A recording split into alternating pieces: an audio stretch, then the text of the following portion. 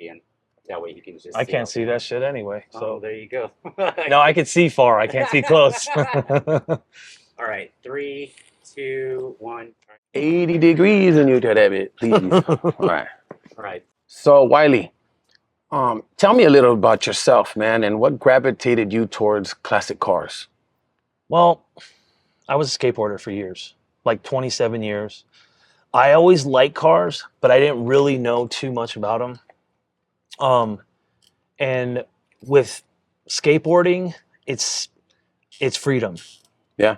You know what I mean? It's you and your board. Like I could say the useless wooden toy, you remember that. Yeah. But when it comes down to it, this is kind of the same thing. I was always intrigued by it. My dad kind of did it, but he never really like committed like this. But I kind of gravitated towards it because I like the nostalgic look. Yeah. Keeping these older classic cars on the road because it's like Detroit steel. Yeah. It's more along the lines of these are like little mini tanks, kind of, you know, these newer cars, they're cool and the technology is cool. But seeing something with a design, let me put it in perspective. Like you can get track homes. You have number 1, number 2, number 3. Yeah. They're nice, really nice, Yeah. smart, you know, home or whatever.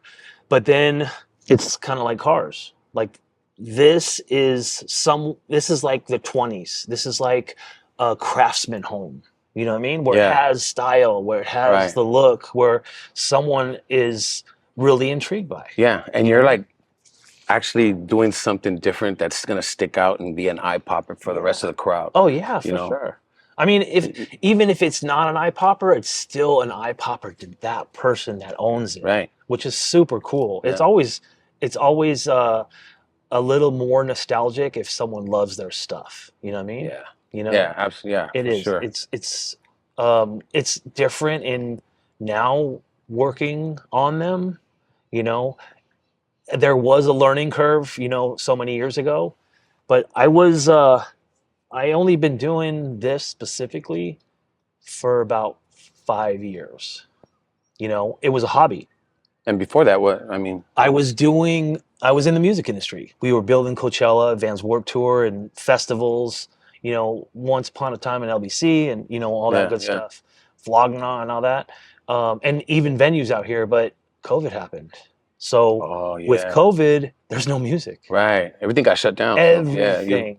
So, I mean, when it comes down to it, I had a few friends that had cars in the music industry, and, you know, we were just here.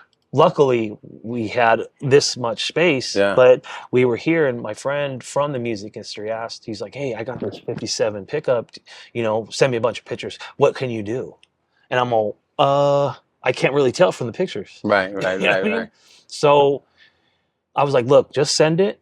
This was the very first one that started this. I'm all, just tow it here. We'll make it work. You'll drive home. Yeah. You know what I mean? And But did you know what you were like doing? I Or mean, did you kind I of learn as you knew- go. yeah, well, I mean, I was learning before because I had a couple classics before Okay, we okay. started this. So it was a good hobby. But did I know everything? No. You know what I mean? Yeah, of course not. Yeah. I definitely learn a lot. And if I don't know, I will study. And if I need to study, then, you know, no one's an expert. Yeah. You know, they could claim they are, but Yeah. when it comes down to it, like, there's a lot Yeah. of moving parts. I'm always a student. Yeah. Always a I'm a student. sponge. Yeah. I mean, I wasn't good in school, but I really like learning now. Right. I know. Right. Yeah. Yeah. Back in the day, I couldn't sit in the classroom for long. Yeah. I had ADD. Yeah. I had more than I had ADD, ABCDE, all of it. I have all But, the like, numbers. You know, I still feel like Letters. sometimes like I have to like, you know, sometimes check myself. Yeah. And you know, and being still and just learning and just like absorbing something that's being taught to you. You know what I mean? Yeah. So like, you know, Being susceptible to the yeah, school. you gotta want it. You Yeah. gotta want to learn though. Yes. Yeah, right?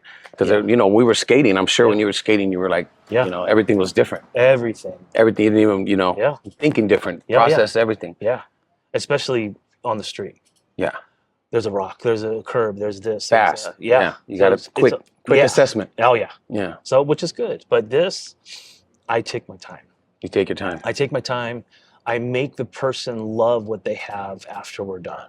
And like I said, it's always like, if something goes wrong, we tell people this: if something goes wrong, just let us know, Yeah. and I'll come to you. Yeah. Doesn't matter. You'll go to the client. Yes.